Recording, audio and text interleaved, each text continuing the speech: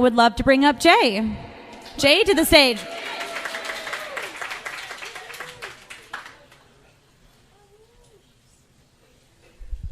Hello.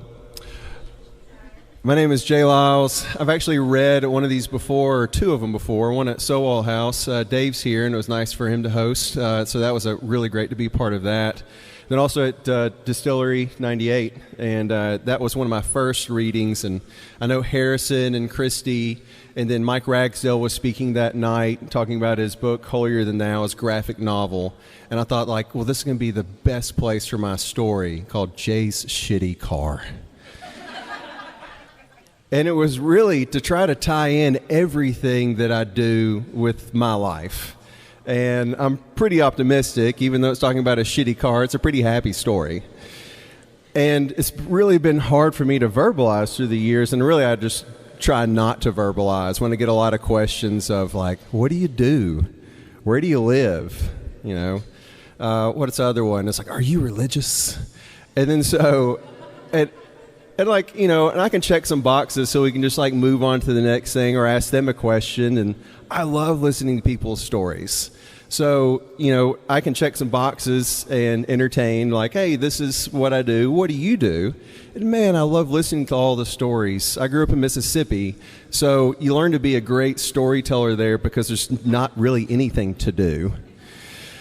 You're hanging around the same 7 people, so you have to tell the story 7 times.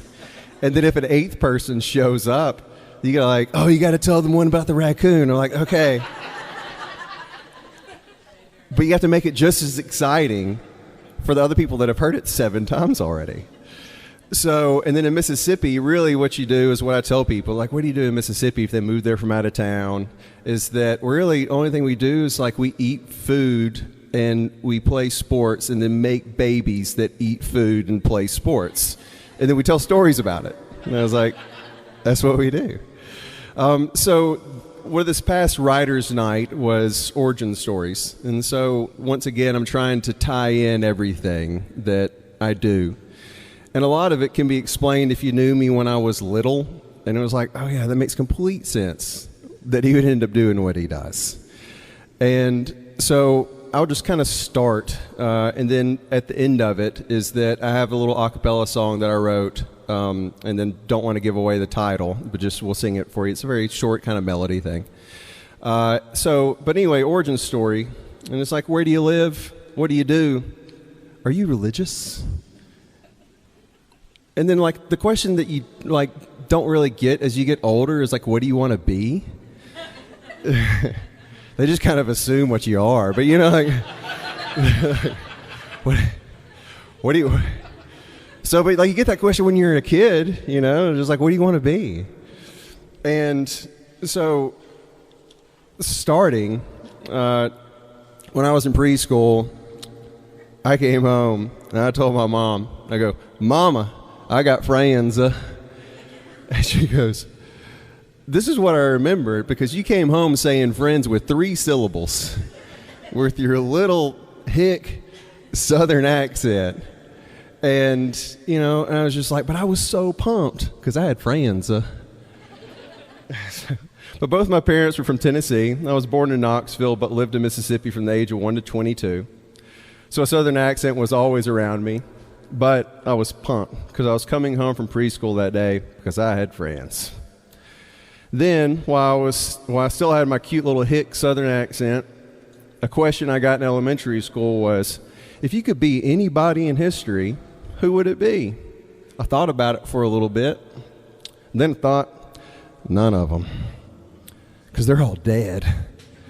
They didn't do anything great enough to keep themselves alive. I don't know why I'd want to be them. But then I thought, I would like to be their friend. So, starting elementary school, I knew that I wanted friends. I liked doing that. I wanted to practice being a friend. I wanted to know what it was like to be a friend. So I've spent most of my life just trying to be a friend. So I would want to hear what they were thinking about, what they wanted to do, be sad with them if they were sad, encourage them, be with them on adventures, or sit quietly while they sat quietly, and always happy to hear one of their stories. So I didn't want to be anybody in history, even be in a history book myself. But what I want to be is a friend. And so part of the last story that I had read, or the first story that I read, was Jay's shitty car. Was trying to tie that all in. I had a friend read it, and I was like, who was his son that we met that day? And he had told me, but I'll read the part of the story that I had completely forgotten who it was. Batteries die and tires go bad, but Jay is not worried, nor is he sad. Jay's shitty car's tried and true, but sometimes it dies and the tow trucks come through. But Jay does not think he is out of luck, because Jay makes new friends whenever he is stuck. The tow truck man tells Jay of his son he's got a college football scholarship and he can really run. And I let my friend read that in Mississippi. We're on a flight from Houston to Tucson this last fall, watching his daughter play in a national soccer tournament. So very proud of her.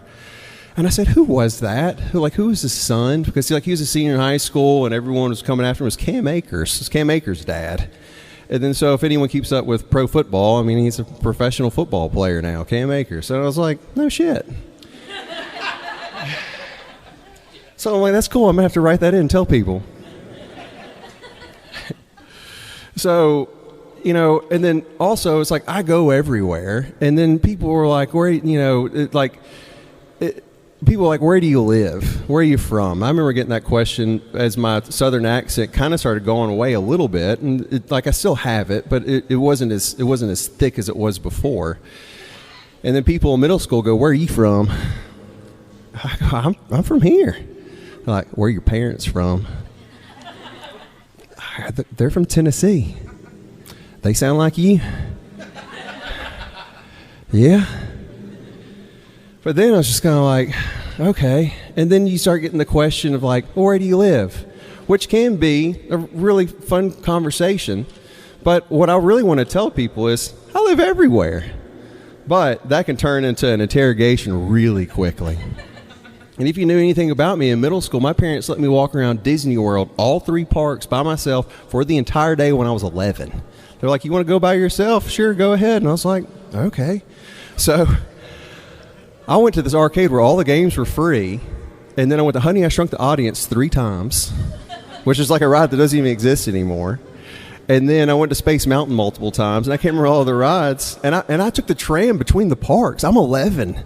And then the next year, I had a friend that invited me to come to Montana, but I was playing sports in Florida, and my parents got me a ticket to fly by myself at the age of 12 to Montana. They're like, yeah, sure, you can go. Get on the plane. And then so when I end up in Tucson or Italy or something like that, you're like, why do you do that? And I'm like, well, I mean, I had a friend, So, and then another question I get too is, are you religious? And my answer has always been, I remember first I got it when I was in San Diego, and I write songs that have religious connotations to them. And so people after I get done playing, I'll be like, are you religious? And I would say, not in the way you think. And they sit there and I go, I don't do things because a book told me to, or because someone else, a person told me to. I do it just because it makes sense. So it's like I put myself in situations to increase the chances of good things happening to me, and I take myself out of situations to decrease the chances of bad things happening to me. As it turns out, there is a book that, that I would practice those things even if I couldn't read it. But I don't do it because the book tells me to. That stuff just makes sense to me. I was like, oh, that makes sense. I don't do drama and I don't do bullshit, and this is great. So I'd written a song that, it's kind of like when people ask you, and maybe they still do when you have people that are close to you. And the best part about being a friend is that you never have to verbalize yourself around a friend. You can really just sit in their presence. Or if you try to explain something, they go, hey, man, you don't have to explain that to me. And so I have so many wonderful friends that have always encouraged me along my way. And they're like, and it's always like, I'll hold your beer, man. Like, send it. And so this would be really cool either way. Either it's going to be spectacularly good or awful. But either way, I'm watching. So this is a little song that I wrote, and I'll close with it. And I do appreciate your laughter and your encouragement as I go along my way with Jay's shitty car. But here's the song. They ask me what I want to be when I grow old. A lawyer or a doctor or a person that builds homes. I look at them and said what I want to be when I grow old. I want to be a beautiful soul. A beautiful soul can move mountains. A beautiful soul can part the sea. A beautiful soul can see the truth of what a person wants to be. So what do I want to be when I grow old? I want to be a beautiful soul. Thank you.